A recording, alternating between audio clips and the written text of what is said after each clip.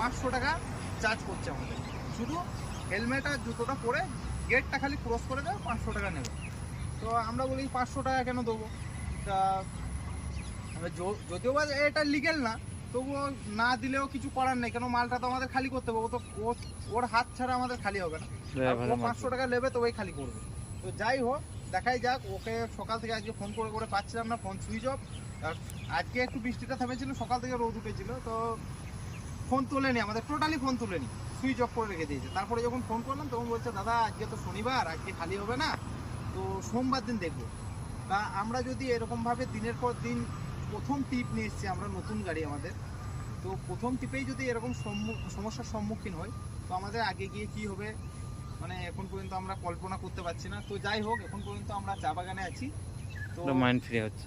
এরপরে যাব আমরা আগরতলা। এখান থেকে মোটামুটি সেটা 550 কিলোমিটার দূর। তো সাথে থাকুন, আরও আগে দেখতে পাবেন।